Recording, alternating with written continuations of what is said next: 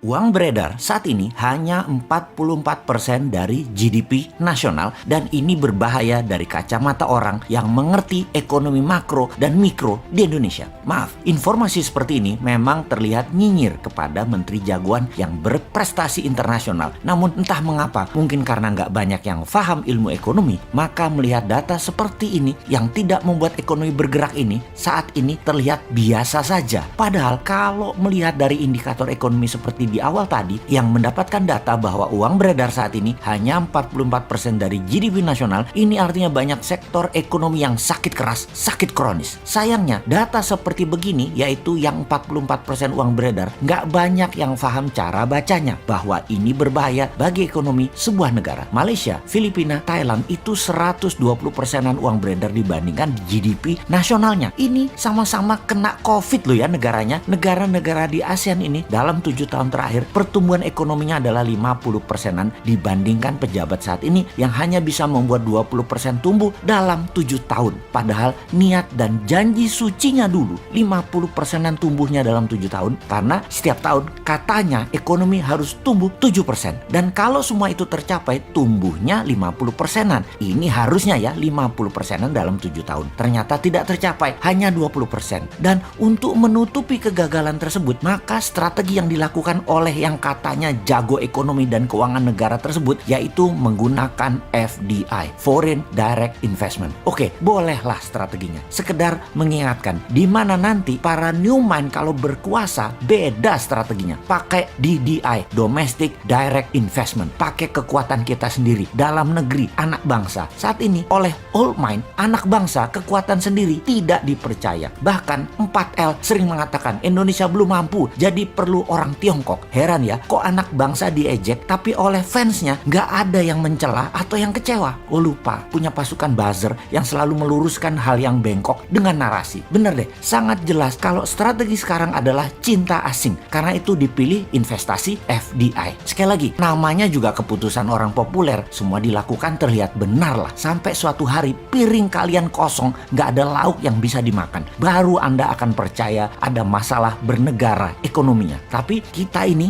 warga negara yang baik. Kita oke, setuju FDI. Coba sekarang kita kalkulasi strategi FDI itu. Setelah kita hitung FDI dana masuk dibagi jumlah penduduk Indonesia, ternyata di Indonesia hanya dapat $100 per orang FDI-nya. Dibandingkan Singapura tahun lalu, FDI masuk ke Singapura adalah $19.000 per orangnya. Jauh langit dari bumi FDI Indonesia dibandingkan Singapura itu. Oke, kita samakan dengan Vietnam kali ini. Bagaimana? Biar nggak hilang muka tuh pejabat yang sering dapat hadiah dari negara pemberi hutangan. Vietnam ternyata dapatnya $270 per orangnya dari FDI di tahun lalu di 2020. Oke, kita ke Malaysia sekarang. Malaysia, Filipina sama dengan Indonesia. $100. Seneng? Tahu kalau Filipina dan Malaysia sama dengan Indonesia? Seneng ya? Harusnya yang nggak seneng. Old mind seneng. New mind yang nggak seneng lah. Indonesia tuh punya segalanya yang Malaysia dan Filipina nggak punya. Kok hanya dapat $100?